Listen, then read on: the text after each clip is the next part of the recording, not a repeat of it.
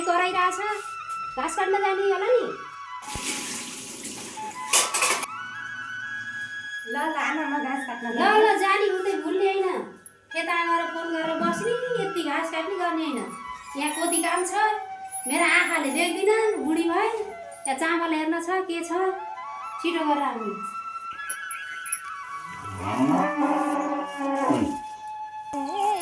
सम्झनाले आँसु भेल बर्सियो आँसु भेल बर्सियो उठेन फोन मन त्यसै तर्सियो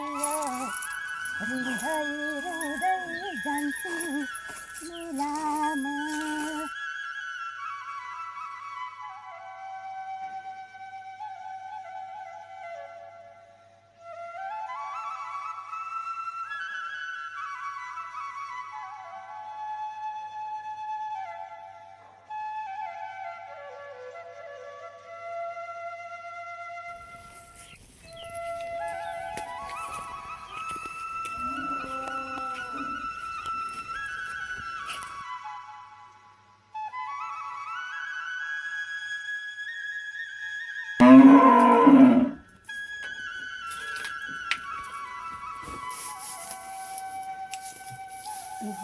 कति कमाथे गएछन्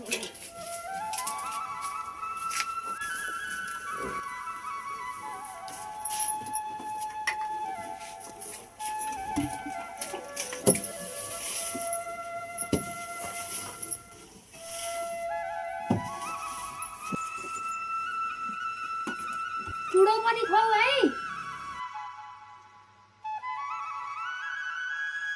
खुवाउँदैछु आमा खुवाउँदैछु कति आत्तिनुहुन्छ भने यहाँ दिँदा दिँदै भने यो घाम पनि कति हो छ्या कपडा त निकै धेरै सुकाउनु भयो है आमा नमस्ते नमस्ते म त अलि ठमेन ए मुना नानी पो रहेछ नि बस बस ए बुहारी कुर्सी ल्याउ त एउटा ल बस्नु दिदी के छ त नानी धेरै मायौ ठिकै छ आमा के हुने हो र अरू तपाईँको सुनाउनु के छ मेरो नि यस्तै छ हेर अब के हाल्नु अब बिहा पालियो छ अब अलिअलि यसो बुहारीलाई यताउति गर भनेको त्यस्तै अहिलेका बुहारी के गर्छन् र त्यही एउटा काम गरेपछि थकाइ सुत्न खोज्छन् त्यही त हो नि त्यस्तै छ। आमा अब के भनौँ मैले म बोल्न पनि नहुने त्यस्तै हो घरतिर सन्चै होला तर सबैलाई घरै घरतिर सबै सन्चै छ खाऊ बा पानी अब यस्तै छ गर दहीको रस खानलाई अब त्यस्तै हुने एउटा गाईभन्दा धेरै पाल्न खोज्दैनन् अहिलेकाले अब के त नि आमा अब जति सक्ने त्यति त पाल्ने हो के अरे त्यो त हो घर अलि गर्दैनन् अहिलेकालाई अब थकै लाग्ने धेरै हामीले उहाँ भिरबाट कति घाँस ल्याइन्थ्यो दिनको 2-3 खेप हो आमा अब त्यो जमानामा अब त्यस्तै हुन्थ्यो के खान्छौ त धेरैमा आइकि चिया खान्छौ कि होइन पर्दैन अब यति पानी भए हुन्छ अब के खानु छ र म त क्यार्नु आएको सन्चै हुनुहुन्छ कि नै खानु हेर्न आइदियो यसो नानीले खेतातिर 2-4वटा यसो काँक्रो लगाएको थिएँ हजुर हजुर ए बुहारी काँक्रो पनि ल्याइदेऊ है मुना धेरै दिनमा आइकि हिँड यहाँ त साह्रै घाम भयो त गएर बसौँ एकैछिन गफ गरौँ। यता खातिर आमा हुन्छ हुन्छ हेर्नुहोस् यहाँ पनि यस्तो लथालिङ्ग छ यिनी नातिहरूले यिनी किताब पनि स्याहार गर्दैनन् यो घर केरेर यस्तो छ पढ्छन् कि भित्ता केर्छ कि नातिहरूको पनि पेन्सिल यहाँ यस्तो छ कति पैसा पर्छ हेर बस नानी ल हुन्छ नानीहरूको गिलास पनि स्याहारे हुन्थ्यो भित्र चिया बनाउन कति ढिलो गरेको त यस्तै छ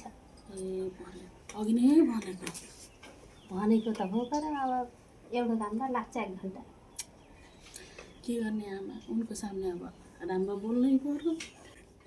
अलि सुन्दिनँ क बा उनको सामने राम्रै बोल्नु पर्यो गरे के हामी बुहारीको सामने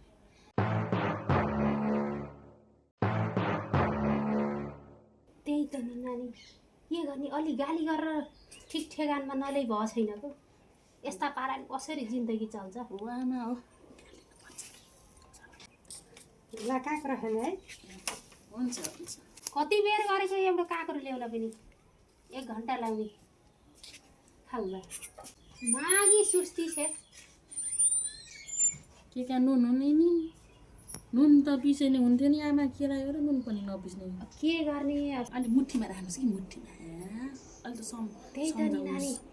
अलि मैले माया गर्दा बिग्रिए जस्तो छ के त्यही हो अब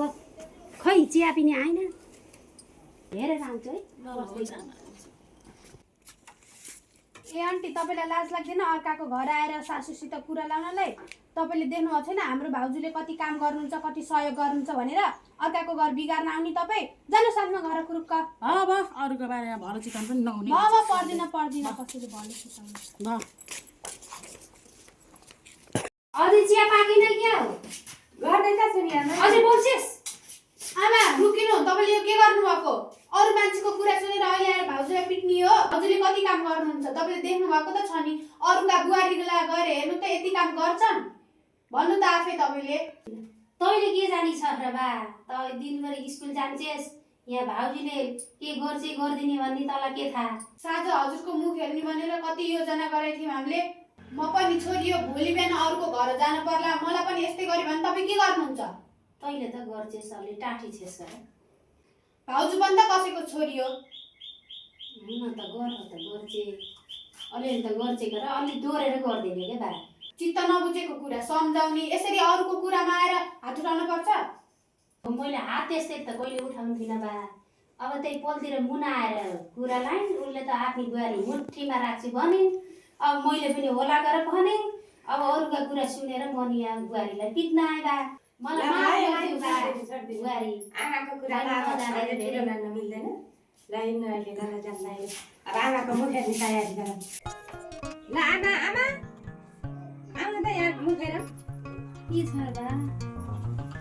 आज आमाको मुख हेर्ने दिन सासू आमाको मुख हेरौँ भनेर यति गति मेरी बुहारीलाई मैले अरूका कुरा सुनेर धम्मै घर बिगारिदिएँ सधैँ खुसी रहे यस्तै माया गरे अब भन्न पर्ने सिकाउन पर्ने केही छैन बास गतिकी छौ आज आमाको मुख हेर्ने दिन सबै खुसी देख्न पाइयोस् रुन नलागियोस् पढ्दै गएँ अझै ज्ञानी भए र मलाई पनि यस्तै राम्रा कुराहरू सिकाए ल्याइदिनु भएन के होइन त्यो जुत्ता यति राम्रा जुत्ता ल्याइदिएकी थिएनन् ठिक गरी चाहिँ राम्रो साडी ल्याइदिएकी बुहारीले कहाँ किनिदिउ बा आजदेखि यिनी मेरो बुहारी होइन यिनी पनि छोरी र यिनी पनि छोरी गरेर मेरा दुईटी छोरी भयो आज हामीहरूले माता पेट्रा औँसीको अवस्था थालेर सानो भिडियो बनाएका छौँ भिडियोमा बुहारी पनि छोरी हुन् भन्ने सन्देश दिन खोजिएको छ हामीले एक छोटो भिडियो बनाएका छौँ कृपया प्रतिक्रिया दिनुहोला अनि लाइक र सेयर गरिदिनु होला धन्यवाद